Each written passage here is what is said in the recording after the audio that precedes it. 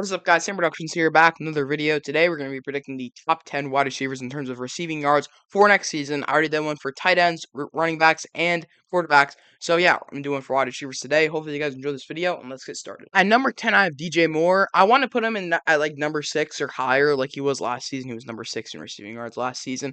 But I don't think you can. With the additions of Keenan Allen, Roma Dunze, and with a new quarterback, it's going to be tough, kind of predict how well he does. But I will still put him in the top 10 because I believe that he is a top 15 receiver in the NFL and definitely the best receiver on his team, at least at the moment. But, like, you're splitting, I guess you could say targets with Keenan Allen and Roma Dunze, and then you also have DeAndre Swift in the backfield and Cole Kmet. Like, that's going to be really tough to kind of get, tons of targets, but I still expect him to finish in the top 10 in receiving yards. So, yeah, DJ Moore, you're going to be at number 10. Next up at number 9, I have Mike Evans. Obviously, I think he's going to reach 1,000 yards this season. He's reached 1,000 yards in every single season, including his rookie year.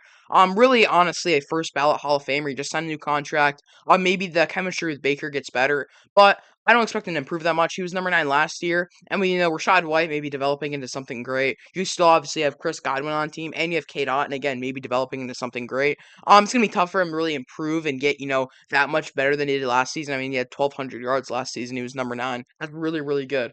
For a guy who's in, I think he's going into his 10th season. I might be wrong on that. Either way, he's 30 years old. He'll be 31 when the season rolls around, but he'll still get 1,000 yards and finish number 9 on the receiving list. Next up at number 8, we have Garrett Wilson. This really comes down to quarterback play. Like, if we get prime Aaron Rodgers, or even just, a really good Aaron Rodgers, he will have 1,000 yards, and more. He will finish in the top 10. He really isn't competing for targets. I mean, you got Mike Williams, Malachi Corley, Tyler Conklin, and Breece Hall maybe, but I think he will be Aaron Rodgers' favorite target on the team.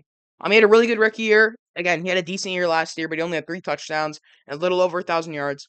But really, it just all comes down, again, quarterback play. Like, if you can get, a really good Aaron Rodgers, and if Aaron Rodgers can find him, then he will definitely finish, top 10. So that's why I'm going with him at number 8. Next up at number 7, I have Ja'Marr Chase. This really comes down to, like, 2 things. If Ja'Marr Chase can elevate himself to the number 1 wide receiver, like, pretty much prove to everyone that T. Higgins should not be re-signed. Like, he can carry, the entire receiving core, and Joe Burrow can stay healthy. When Joe Burrow's healthy, he's a top 5, like, top 6 guy, obviously. He's reached Super Bowl.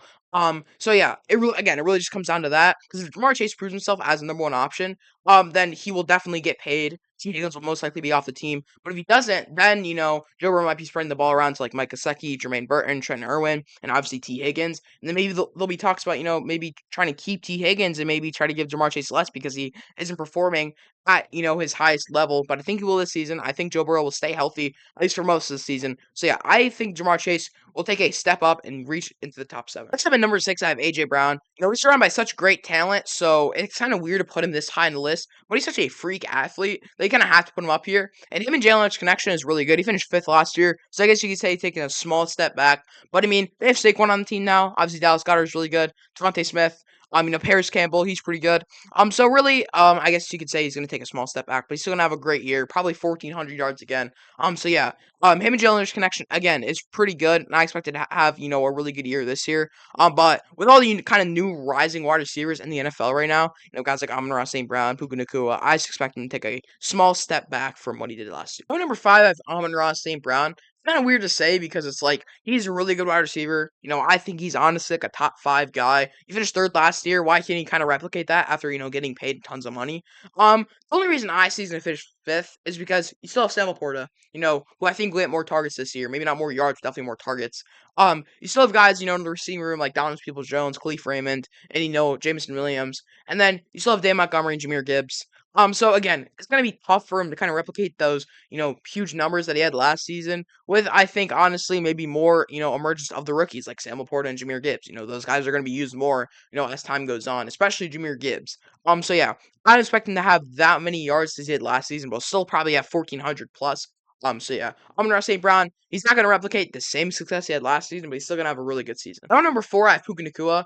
If you told the Rams fan 2 years ago that Cooper Kupp wasn't really, that same guy, they'd probably call you crazy. Or if you told him that, Cooper Kupp wasn't even the best wide receiver on the team, they would probably call you crazy. But it's the truth now. Cooper Kupp kind of fell off a little bit. And Puka Nacua is the future of, Rams receiving core, even just the Rams' future in general. Matt Stafford's probably going to retire soon, and I feel like they need to kind of use Puka Nacua with Matt Stafford still around. So I think they'll realize that. I think they'll give him more targets. Obviously, you still have Cooper Kupp, Kyren Williams, but I think this guy will be the number 1 target on the Rams and just overall targets in general, whether it be rushing or receiving. This guy will get the ball so many times this season. So that's why I'm predicting them to go number 4 in receiving yards. Now at number 3, I have Tyreek Hill. This all depends if the skill players and offense around him can do really well. Because if they do well, then he'll finish third. He'll have a good season. But if they do really bad, then he's gonna have to carry the team. He's gonna get 2,000 yards easily. He's gonna have to probably get like 2,100 yards. So again, it all depends. Tyreek Hill, again, great player, one of the most fun players in the NFL, one of the most fast players in the NFL. But they kind of surrounded them with a lot more talent, than they did last season. So I think it'll take a lot off Tyreek Hill to kind of carry the offense, be the main primary target alongside Jalen Waddle. But he was really, kind of carrying the offense. We saw what the offense was without him. So yeah, Tyreek Hill, have a good season, just not as good as last year. Number 2, I have CeeDee Lamb. This is really a career-defining year for CeeDee Lamb because he's really gonna have to carry the offense entirely by himself. I mean, they have Jake Ferguson and maybe Ezekiel Elliott has a really good comeback year. Other than that, I mean, they got Brandon Cooks, Devontae Turpin, Luke Schoonmaker.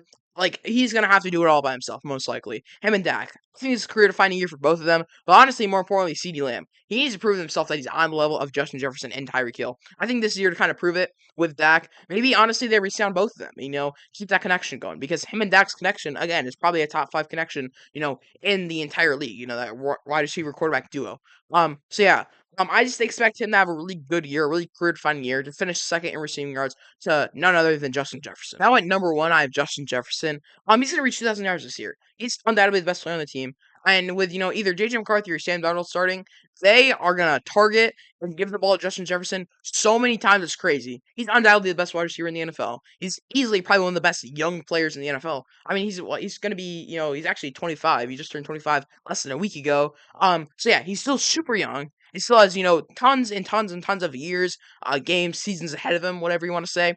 And honestly, again, undoubtedly number 1 wide receiver. Again, I guess they still have Jordan Addison, they still have TJ Hawkinson, they still have good guys on the team, but they're not close to Justin Jefferson. So yeah, Justin Jefferson, again, undoubtedly the number 1 wide receiver, will reach 2,000 yards this season and will carry his team to maybe playoff berth. So yeah, that is going to be it for this wide receiver prediction video. If you guys enjoyed it, you know what to do. Hit the like button, hit the subscribe button, and yeah, I'll see you tomorrow for another Hand Productions video.